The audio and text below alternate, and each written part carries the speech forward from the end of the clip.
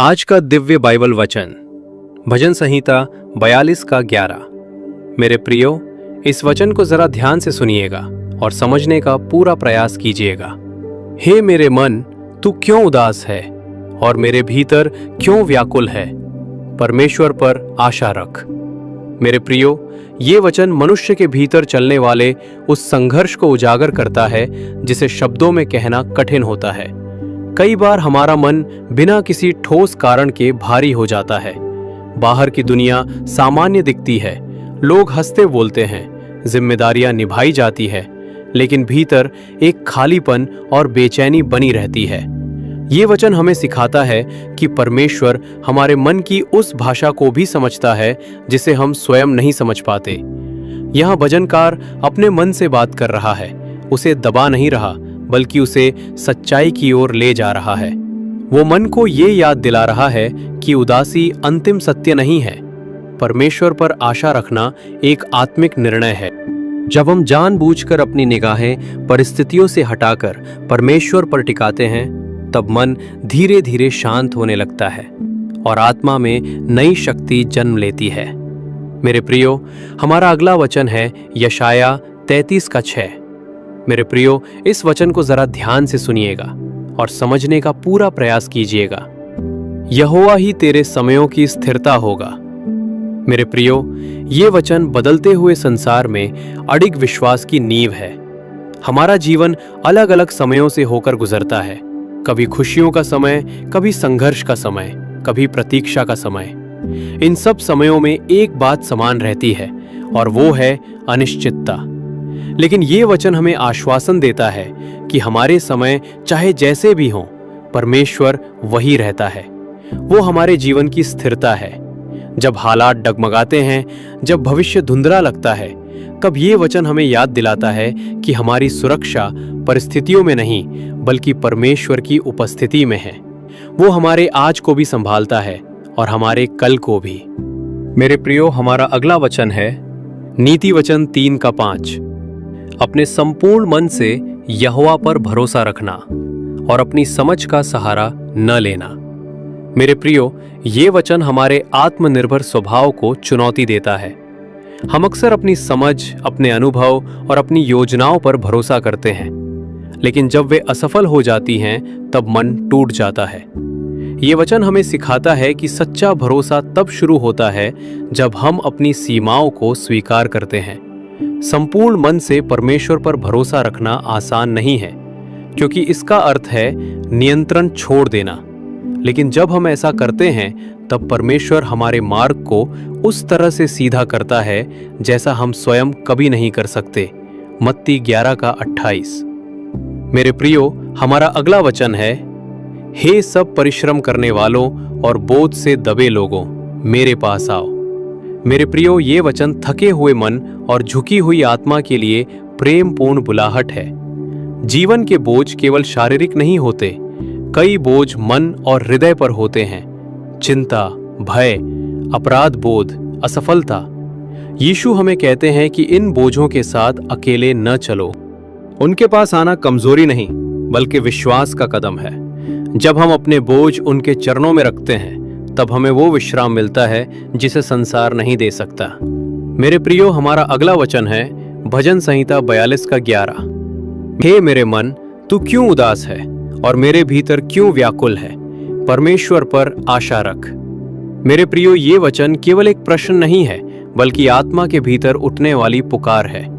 मनुष्य का मन अक्सर उन बातों से भी बोझिल हो जाता है जिनका कोई स्पष्ट कारण दिखाई नहीं देता। हम अपने ही मन के प्रश्नों से घिर जाते हैं। क्यों मन शांत नहीं है? क्यों प्रार्थना करने के बाद भी भारीपन बना रहता है? क्यों विश्वास करते हुए भी डर पीछा नहीं छोड़ता? ये वचन हमें सिखाता है कि परमेश्वर हमारे इस आंतरिक संघर्ष से अनजान नहीं है। भजनकार अपने मन से बात करता है क्योंकि वो जानता है कि मन को दिशा देने की आवश्यकता होती है। मन को दबाने से नहीं बल्कि सत्य की ओर मोड़ने से शांति मिलती है। जब हम अपने मन से कहते हैं कि परमेश्वर पर आशा रख, तब हम भावनाओं को नहीं बल्कि विश्वास को आगे रखते हैं। यही वो क्षण होता है जहां आत्मा धीरे धीरे उठने लगती है और उदासी की जगह आशा जन्म लेने लगती है। यशाया 33 का 6। मेरे प्रियो, हमारा अगला वचन है, यहोवा ही तेरे समयों की स्थिरता होगा। मेरे प्रियो, ये वचन जीवन के हर बदलते मौसम के बीच स्थिर खड़े रहने का आश्वासन है। हमारा जीवन समयों से बना हुआ है। बचपन का समय, युवावस्था का समय, संघर्ष का समय, सफलता का समय और कभी कभी टूटन का समय। हर समय अपने साथ अनिश्चितता लेकर आता है। मनुष्य अक्सर सोचता है कि ये समय कब बदलेगा, ये कठिन दौर कब समाप्त होगा। लेकिन ये वचन हमें ये नहीं बताता कि समय तुरंत बदल जाएगा, बल्कि ये बताता है कि समय के भीतर परमेश्वर हमें संभाले रखेगा। स्थिरता का अर्थ ये नहीं कि आंधी नहीं आएगी, बल्कि ये कि आंधी में भी गिरने नहीं दिया जाएगा। जब हम इस वचन पर मनन करते हैं तब हमें ये समझ में आता है कि हमारी सुरक्षा हालात में नहीं, बल्कि उस परमेश्वर में है जो हर समय का स्वामी है। नीति वचन 3:5। मेरे प्रियो, हमारा अगला वचन है, अपने संपूर्ण मन से यहोवा पर भरोसा रखना और अपनी समझ का सहारा न लेना। मेरे प्रियो, ये वचन मनुष्य की सबसे बड़ी कमजोरी को उजागर करता है, अपनी समझ पर अत्यधिक निर्भरता। हम हर बात को समझना चाहते हैं, हर परिस्थिति का कारण जानना चाहते हैं, हर परिणाम पहले से तय करना चाहते हैं। लेकिन जब जीवन हमारी समझ से बाहर चला जाता है तब मन टूट जाता है। ये वचन हमें बुलाता है कि हम आधा नहीं, पूरा मन परमेश्वर को सौंप दें। संपूर्ण मन से भरोसा रखने का अर्थ है अपने डर, अपनी योजनाएं, अपनी असफलताएं और अपने भविष्य को परमेश्वर के हाथों में देना। जब हम अपनी समझ को पीछे रखते हैं और विश्वास को आगे लाते हैं, तब परमेश्वर ऐसे मार्ग खोलता है जिनकी हमने कल्पना भी नहीं की होती। मेरे प्रियो, हमारा अगला वचन है मत्ती 11:28। हे सब परिश्रम करने वालों और बोझ से दबे लोगों, मेरे पास आओ। मेरे प्रियो, ये वचन केवल निमंत्रण नहीं, बल्कि प्रेम से भरी पुकार है। आज का मनुष्य बाहर से मजबूत दिखाई देता है, लेकिन भीतर से थका हुआ है। जिम्मेदारियों का बोझ, अपेक्षाओं का बोझ, असफलताओं का बोझ और भविष्य की चिंता, ये सब मिलकर आत्मा को झुका देते हैं। यीशु जानते हैं कि ये बोझ मनुष्य अकेले नहीं उठा सकता, इसलिए वो कहते हैं, मेरे पास आओ। उनके पास आने का अर्थ है अपने बोझ को स्वीकार करना और उसे उनके चरणों में रख देना। जब हम ऐसा करते हैं तब हमें वो विश्राम मिलता है जो केवल शरीर को नहीं, बल्कि आत्मा को भी शांति देता है। भजन संहिता 46:1। परमेश्वर हमारा शरण स्थान और बल है, संकट में अति सहज से मिलने वाला सहायक। मेरे प्रियो, ये वचन भय के समय में विश्वास की ढाल बन जाता है।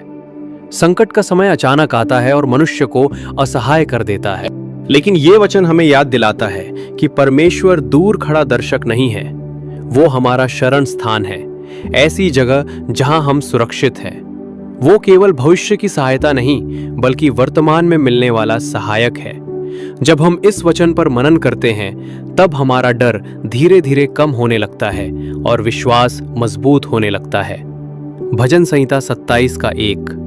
मेरे प्रियो, हमारा अगला वचन है, यहोवा मेरा प्रकाश और मेरा उद्धार है, मैं किससे डरूं। मेरे प्रियो, ये वचन भय से घिरे मन के लिए विश्वास की घोषणा है। डर केवल बाहरी खतरे से नहीं आता, बल्कि अनिश्चित भविष्य, असफलता और अकेलेपन से भी जन्म लेता है। कई बार मनुष्य अंधकार में नहीं होता, फिर भी उसे अंधकार का अनुभव होता है। ये वचन हमें याद दिलाता है कि जब परमेश्वर हमारा प्रकाश है, तब परिस्थितियों का अंधकार हमें निगल नहीं सकता। प्रकाश का अर्थ केवल रास्ता दिखाना नहीं, बल्कि भीतर के डर को भी दूर करना है। जब हम ये स्वीकार करते हैं कि यहोवा हमारा उद्धार है, तब मन धीरे धीरे भय से मुक्त होने लगता है और आत्मा में साहस उत्पन्न होता है। यशाया 41:10। मेरे प्रियो, हमारा अगला वचन है, मत डर, क्योंकि मैं तेरे संग हूं। मेरे प्रियो, ये वचन परमेश्वर की उपस्थिति का सीधा आश्वासन है। जीवन में कई ऐसे क्षण आते हैं जब हम लोगों के बीच होते हुए भी स्वयं को अकेला महसूस करते हैं। डर उस समय और बढ़ जाता है जब हमें लगता है कि कोई समझने वाला नहीं है। लेकिन ये वचन हमें याद दिलाता है कि परमेश्वर की उपस्थिति परिस्थिति पर निर्भर नहीं है, वो हमारे अच्छे दिनों में भी साथ है और कठिन दिनों में भी। जब हम इस वचन पर मनन करते हैं तब हमें ये समझ में आता है कि डर की जड़ अकेलापन है और परमेश्वर की उपस्थिति उस जड़ को ही काट देती है। यिर्मयाह 29:11। मेरे प्रियो, हमारा अगला वचन है, मैं तुम्हारे विषय जो कल्पनाएं करता हूं वे भलाई की हैं। मेरे प्रियो, ये वचन भविष्य को लेकर चिंतित मन के लिए आशा का दीपक है। मनुष्य अक्सर अपने अनुभवों के आधार पर आने वाले कल की कल्पना करता है और वही कल्पना उसे डराने लगती है। लेकिन परमेश्वर कहता है कि उसकी योजनाएं हमारी सोच से ऊंची हैं। जब जीवन में कुछ भी समझ में ना आए, तब ये वचन हमें याद दिलाता है कि हमारा भविष्य संयोगों के हाथ में नहीं बल्कि परमेश्वर की इच्छा में सुरक्षित है। ये वचन हमें सिखाता है कि प्रतीक्षा का समय भी परमेश्वर की योजना का हिस्सा है। नीति वचन 18:10। मेरे प्रियो, हमारा अगला वचन है, यहोवा का नाम दृढ़ गढ़ है। मेरे प्रियो, ये वचन हमें बताता है कि सुरक्षा स्थान में नहीं बल्कि नाम में है। मनुष्य बाहरी सुरक्षा खोजता है, धन, संबंध, पद, लेकिन जब ये सब हिलते हैं तब मन टूट जाता है। ये वचन हमें सिखाता है कि परमेश्वर का नाम ही हमारा गढ़ है। जब हम डर, चिंता या संकट में उसका नाम लेते हैं, तब हम केवल शब्द नहीं बोलते बल्कि उसकी सामर्थ्य को पुकारते हैं। यही कारण है कि ये नाम मन को शांति और आत्मा को स्थिरता देता है। मत्ती 6:33। मेरे प्रियो, हमारा अगला वचन है, पहले तुम परमेश्वर के राज्य की खोज करो। मेरे प्रियो, ये वचन हमारे जीवन की प्राथमिकताओं को सही स्थान पर रखने का निमंत्रण है। हम अक्सर आवश्यकताओं के पीछे भागते भागते परमेश्वर को पीछे छोड़ देते हैं। फिर जब मन थक जाता है तब हम शांति खोजते हैं। ये वचन हमें सिखाता है कि जब परमेश्वर पहले स्थान पर होता है तब बाकी सब चीजें अपने आप संतुलन में आने लगती हैं। खोज का अर्थ केवल पाना नहीं बल्कि जीवन की दिशा तय करना है। रोमियो 8:28। सब बातें मिलकर भलाई को उत्पन्न करती हैं। मेरे प्रियो, ये वचन पीड़ा के समय में सबसे कठिन लेकिन सबसे आवश्यक सत्य है। जब हम दर्द में होते हैं तब ये वचन तुरंत समझ में नहीं आता, लेकिन समय के साथ हम देखते हैं कि परमेश्वर किसी भी पीड़ा को व्यर्थ नहीं जाने देता। वो टूटे हुए अनुभवों से भी नई गवाही रचता है। ये वचन हमें धैर्य सिखाता है और ये भरोसा देता है कि हमारा दर्द भी परमेश्वर के हाथों में अर्थपूर्ण बन सकता है। मेरे प्रियो, हमारा अगला वचन है भजन संहिता 34:19। धर्मी पर बहुत विपत्तियां पड़ती हैं। मेरे प्रियो, ये वचन हमें झूठे विश्वास से बाहर निकालता है। परमेश्वर पर विश्वास रखने का अर्थ ये नहीं कि कठिनाइयां नहीं आएंगी, लेकिन इस वचन की सुंदरता इसके अगले सत्य में है। परमेश्वर उन सब से छुड़ाता है। ये वचन हमें सिखाता है कि विपत्ति आना असफलता नहीं है बल्कि उसमें टिके रहना विश्वास की पहचान है। इब्रानियों 11:1। विश्वास आशा की हुई वस्तुओं का निश्चय है। मेरे प्रियो, ये वचन हमें विश्वास की परिभाषा देता है। विश्वास देखना नहीं, अपना बोझ यहोवा पर डाल दे, वही तुझे संभालेगा। मेरे प्रियो, ये वचन हमें ये सिखाता है कि बोझ उठाने के लिए हम नहीं बनाए गए बल्कि भरोसा करने के लिए बनाए गए हैं। मनुष्य अक्सर अपने बोझ को स्वयं ढोने की कोशिश करता है।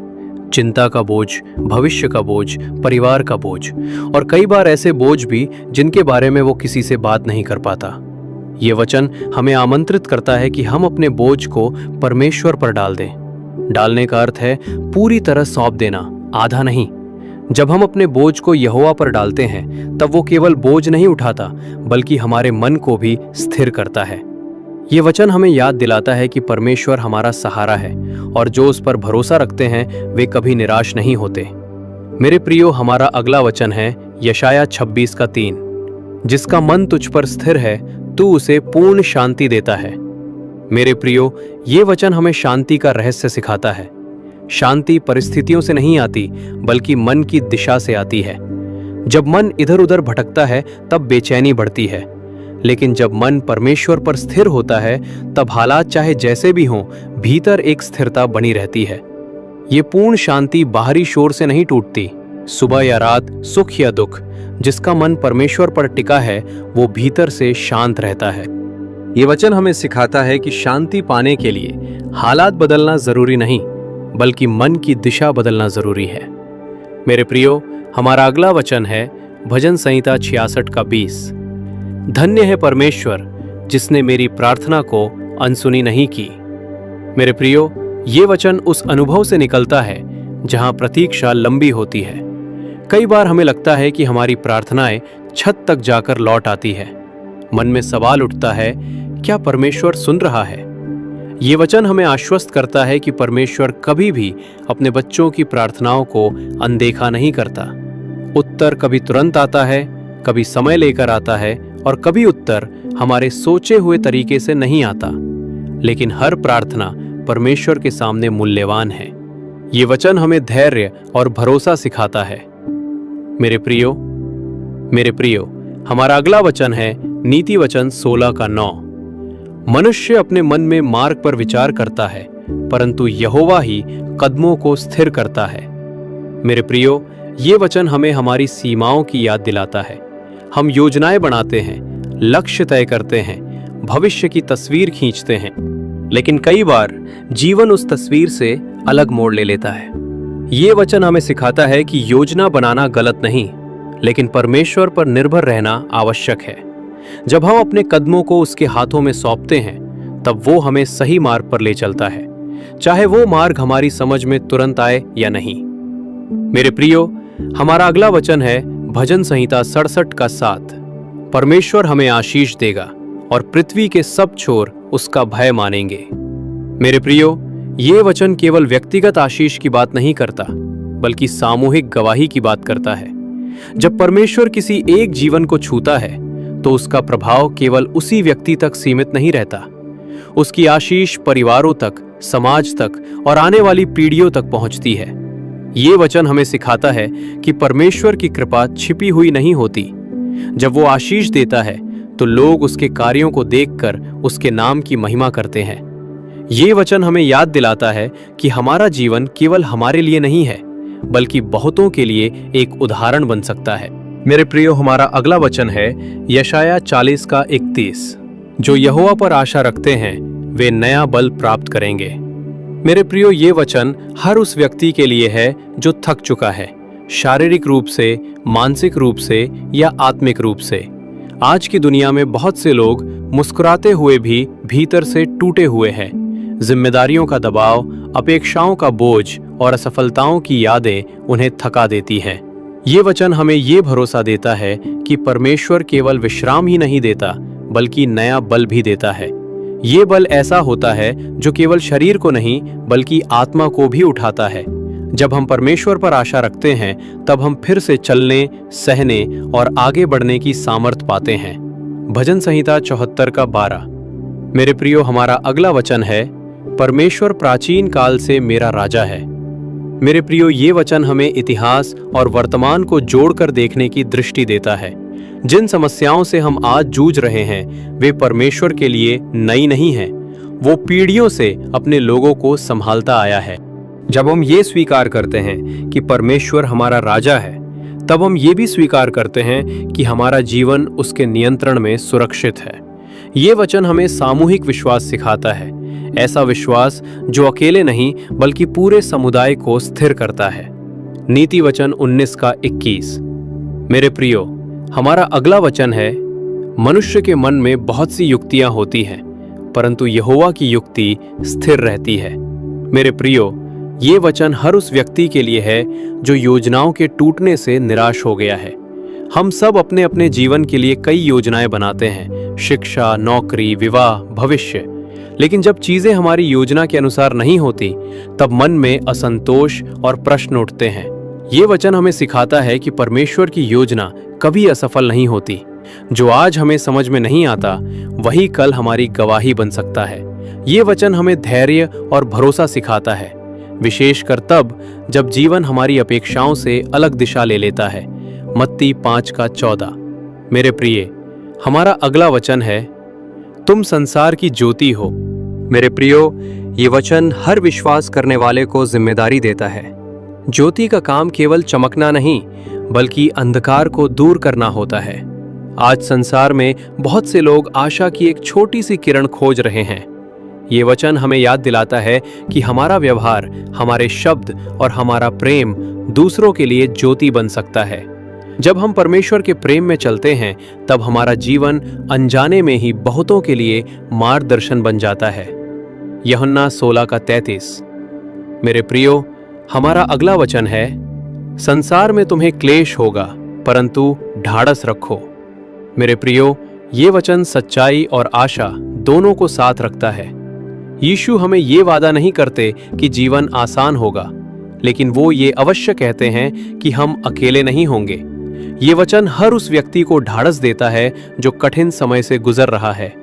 क्लेश स्थायी नहीं है, लेकिन परमेश्वर की उपस्थिति स्थायी है। यही सत्य मन को मजबूत बनाता है। भजन संहिता 85:8। मेरे प्रियो, हमारा अगला वचन है, यहोवा शांति की बातें करेगा। मेरे प्रियो, ये वचन हमें सुनने वाला मन सिखाता है। परमेश्वर आज भी शांति की बातें करता है, लेकिन कई बार हमारा मन इतना शोर से भरा होता है कि हम उसकी आवाज नहीं सुन पाते। जब हम ठहर कर उसकी ओर ध्यान देते हैं तब वो हमारे भीतर की अशांति को शांत करता है। ये शांति केवल व्यक्तिगत नहीं होती, बल्कि परिवारों और समुदायों तक फैलती है। भजन संहिता 86:5। मेरे प्रियो, हमारा अगला वचन है, हे प्रभु, तू भला और क्षमा करने में दयालु है। मेरे प्रियो, ये वचन उन सभी लोगों के लिए है जो अपने अतीत को लेकर बोझ उठाए हुए हैं। बहुत से लोग ऐसे हैं जो बाहर से सामान्य दिखते हैं, लेकिन भीतर अपराध बोध, गलती और पछतावे से दबे हुए हैं। उन्हें लगता है कि उनकी भूलें इतनी बड़ी हैं कि परमेश्वर उन्हें स्वीकार नहीं करेगा। ये वचन हमें याद दिलाता है कि हमारा परमेश्वर कठोर न्यायी नहीं, बल्कि दयालु पिता है। वो क्षमा करने में आनंदित होता है। जब ये सत्य मन में उतरता है तब व्यक्ति अपने अतीत से मुक्त होकर नया जीवन जीने लगता है।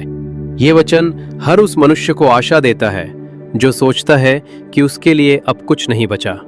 यशाया 58:11। मेरे प्रियो, हमारा अगला वचन है, यहोवा निरंतर तेरी अगुवाई करेगा। मेरे प्रियो, ये वचन उन लोगों के लिए है जो जीवन में दिशा खोज रहे हैं। बहुत से लोग मेहनत तो करते हैं, लेकिन ये नहीं जानते कि सही रास्ता कौन सा है। निर्णय लेने का समय आता है तो डर और भ्रम घेर लेते हैं। ये वचन हमें भरोसा देता है कि परमेश्वर केवल हमें छोड़कर खड़ा नहीं रहता, बल्कि हर कदम पर हमारी अगुवाई करता है। जब हम उसकी ओर देखते हैं तब वो हमें सही समय पर सही निर्णय लेने की बुद्धि देता है। ये वचन हमें सिखाता है कि जीवन अकेले चलने का नाम नहीं, बल्कि परमेश्वर के साथ चलने का नाम है। भजन संहिता 99:5।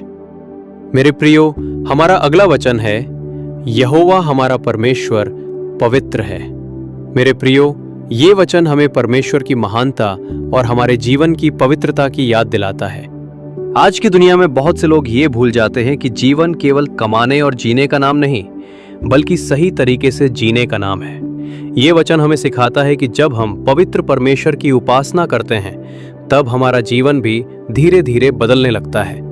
पवित्रता का अर्थ पूर्णता नहीं, बल्कि ईमानदारी और सच्चे मन से चलना है। नीति वचन 20:24। मेरे प्रियो, हमारा अगला वचन है, मनुष्य के कदम यहोवा की ओर से ठहराए जाते हैं। मेरे प्रियो, ये वचन उन लोगों के लिए है जो अपने जीवन को लेकर बहुत अधिक चिंतित रहते हैं। उन्हें लगता है कि सब कुछ उनके ही हाथ में होना चाहिए, लेकिन ये वचन हमें सिखाता है कि हमारा जीवन संयोग नहीं है। परमेश्वर हर कदम को जानता है। कभी कभी हम ऐसे रास्तों से गुजरते हैं जिन्हें हम नहीं समझ पाते, लेकिन बाद में वही रास्ते हमें मजबूत बनाते हैं। ये वचन हमें नियंत्रण छोड़ना और भरोसा करना सिखाता है। मत्ती 10:29।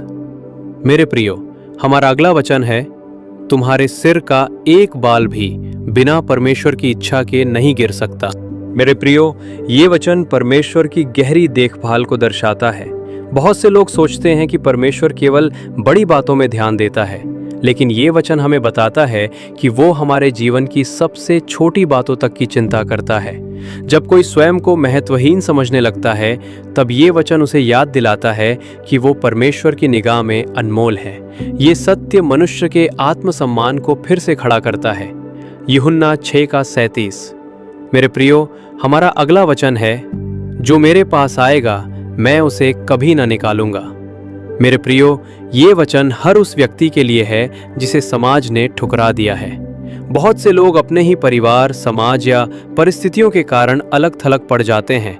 उन्हें लगता है कि वे किसी के काम के नहीं हैं। ये वचन उन्हें आश्वस्त करता है कि यीशु के पास आने वाला कोई भी व्यक्ति अस्वीकार नहीं किया जाता। वहाँ जाति, हैसियत या अतीत नहीं देखा जाता, केवल टूटे हुए हृदय को स्वीकार किया जाता है। भजन संहिता 103 का 13। मेरे प्रियो, हमारा अगला वचन है, जैसे पिता अपने पुत्रों पर दया करता है, वैसे ही यहोवा अपने डर मानने वालों पर दया करता है। मेरे प्रियो, ये वचन परमेश्वर को न्याय से अधिक पिता के रूप में प्रकट करता है। बहुत से लोग परमेश्वर से डरते तो हैं, लेकिन उसे पिता के रूप में नहीं जानते। ये वचन हमें सिखाता है कि परमेश्वर की दया कठोर नहीं बल्कि कोमल है। जब हम उससे गिरते हैं तब वो हमें दंड देने के लिए नहीं बल्कि उठाने के लिए आगे बढ़ता है। आज का दिव्य बाइबल वचन भजन संहिता 86 का 5। मेरे प्रियो, इस वचन को जरा ध्यान से सुनिएगा और समझने का पूरा प्रयास कीजिएगा। हे प्रभु, तू भला और क्षमा करने में दयालु है। मेरे प्रियो, ये वचन उन सभी लोगों के लिए है जो अपने अतीत को लेकर बोझ उठाए हुए हैं। बहुत से लोग ऐसे हैं जो बाहर से सामान्य दिखते हैं, लेकिन भीतर अपराध बोध, गलती और पछतावे से दबे हुए हैं। उन्हें लगता है कि उनकी भूलें इतनी बड़ी हैं कि परमेश्वर उन्हें स्वीकार नहीं करेगा। ये वचन हमें याद दिलाता है कि हमारा परमेश्वर कठोर न्यायी नहीं बल्कि दयालु पिता है। वो क्षमा करने में आनंदित होता है। जब ये सत्य मन में उतरता है तब व्यक्ति अपने अतीत से मुक्त होकर नया जीवन जीने लगता है। ये वचन हर उस मनुष्य को आशा देता है जो सोचता है कि उसके लिए अब कुछ नहीं बचा। मेरे प्रियो, हमारा अगला वचन है यशाया 58 का 11। मेरे प्रियो, इस वचन को जरा ध्यान से सुनिएगा और समझने का पूरा प्रयास कीजिएगा। यहोवा निरंतर तेरी अगुवाई करेगा। मेरे प्रियो, ये वचन उन लोगों के लिए है जो जीवन में दिशा खोज रहे हैं। बहुत से लोग मेहनत तो करते हैं, लेकिन ये नहीं जानते कि सही रास्ता कौन सा है। निर्णय लेने का समय आता है तो डर और भ्रम घेर लेते हैं।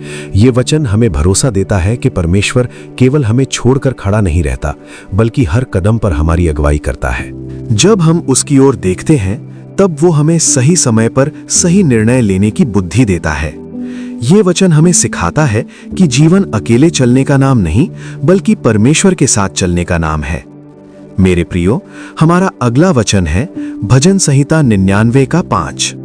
यहोवा हमारा परमेश्वर पवित्र है। मेरे प्रियो, ये वचन हमें परमेश्वर की महानता और हमारे जीवन की पवित्रता की याद दिलाता है। आज की दुनिया में बहुत से लोग ये भूल जाते हैं कि जीवन केवल कमाने और जीने का नाम नहीं बल्कि सही तरीके से जीने का नाम है। ये वचन हमें सिखाता है कि जब हम पवित्र परमेश्वर की उपासना करते हैं तब हमारा जीवन भी धीरे धीरे बदलने लगता है। पवित्रता का अर्थ पूर्णता नहीं बल्कि ईमानदारी और सच्चे मन से चलना है। मेरे प्रियो, हमारा अगला वचन है नीति वचन 20 का 24। मनुष्य के कदम यहोवा की ओर से ठहराए जाते हैं। मेरे प्रियो, ये वचन उन लोगों के लिए है जो अपने जीवन को लेकर बहुत अधिक चिंतित रहते हैं। उन्हें लगता है कि सब कुछ उनके ही हाथ में होना चाहिए। लेकिन ये वचन हमें सिखाता है कि हमारा जीवन संयोग नहीं है। परमेश्वर हर कदम को जानता है। कभी कभी हम ऐसे रास्तों से गुजरते हैं जिन्हें हम नहीं समझ पाते, लेकिन बाद में वही रास्ते हमें मजबूत बनाते हैं। ये वचन हमें नियंत्रण छोड़ना और भरोसा करना सिखाता है। मेरे प्रियो, हमारा अगला वचन है मत्ती 10 का 29। तुम्हारे सिर का एक बाल भी बिना परमेश्वर की इच्छा के नहीं गिर सकता। मेरे प्रियो, ये वचन परमेश्वर की गहरी देखभाल को दर्शाता है। बहुत से लोग सोचते हैं कि परमेश्वर केवल बड़ी बातों में ध्यान देता है, लेकिन ये वचन हमें बताता है कि वो हमारे जीवन की सबसे छोटी बातों तक की चिंता करता है। जब कोई स्वयं को महत्वहीन समझने लगता है तब ये वचन उसे याद दिलाता है कि वो परमेश्वर की निगाह में अनमोल है। ये सत्य मनुष्य के आत्मसम्मान को फिर से खड़ा करता है। यूहन्ना 6 का 37। जो मेरे पास आएगा मैं उसे कभी न निकालूंगा। मेरे प्रियो, ये वचन हर उस व्यक्ति के लिए है जिसे समाज ने ठुकरा दिया है। बहुत से लोग अपने ही परिवार, समाज या परिस्थितियों के कारण अलग थलग पड़ जाते हैं। उन्हें लगता है कि वे किसी के काम के नहीं हैं।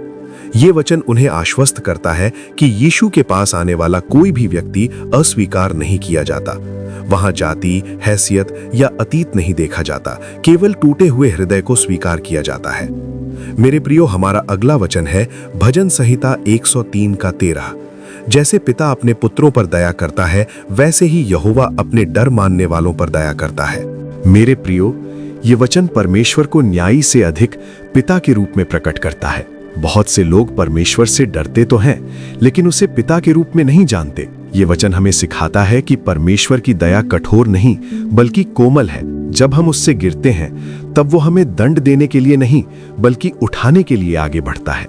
हे प्रभु यीशु मसीह, हम पूरे मन, आत्मा और सच्चाई के साथ आपके चरणों में आते हैं और आपके पवित्र नाम को धन्यवाद देते हैं, क्योंकि आप ही हमारे उद्धारकर्ता, हमारे जीवन की ज्योति और हमारे हर अंधकार में चमकने वाला सत्य है। प्रभु, आपने क्रूस पर अपना बहुमूल्य लहू बहाकर हमें पाप, भय, शाप और मृत्यु की सामर्थ्य से छुड़ाया। इसलिए आज हम आपके सामने दीन और नम्र होकर प्रार्थना करते हैं कि आप हमारे हृदय को शुद्ध करें, हमारे विचारों को पवित्र करें और हमारे जीवन को अपनी इच्छा के अनुसार ढालें। जहां टूटन है वहां चंगाई दें, जहां निराशा है वहां आशा भर दें, जहां भय है वहां अपना दिव्य शांति का स्पर्श दे दें। प्रभु यीशु, हमारे परिवारों पर अपनी सुरक्षा की छाया बनाए रखें, हमारे बच्चों को बुद्धि और मार्गदर्शन दें, हमारे कार्यों में सफलता और हमारे मन में धैर्य प्रदान करें। जो बीमार हैं उन्हें चंगा करें, जो दुखी हैं उन्हें सांत्वना दें, जो भटके हुए हैं उन्हें अपने प्रेम की ओर वापस लाएं। प्रभु, हमें ऐसा हृदय दें जो क्षमा करना जाने, ऐसा मन दें जो बुराई से दूर रहे और ऐसी आत्मा दें जो हर परिस्थिति में आपकी स्तुति करती रहे। हम अपने आने वाले हर दिन, हर निर्णय और हर मार्ग को आपके हाथों में सौंपते हैं, क्योंकि हम जानते हैं कि आपके बिना हम कुछ भी नहीं कर सकते। हे प्रभु यीशु मसीह, हमारे जीवन में आपकी महिमा प्रकट हो, हमारा हर शब्द और हर कार्य आपके नाम को आदर दे और जब तक हम जीवित रहें तब तक आपकी सच्चाई, प्रेम और अनुग्रह में चलते रहें। ये सब हम आपके पवित्र और सामर्थी नाम में मांगते हैं। आमीन।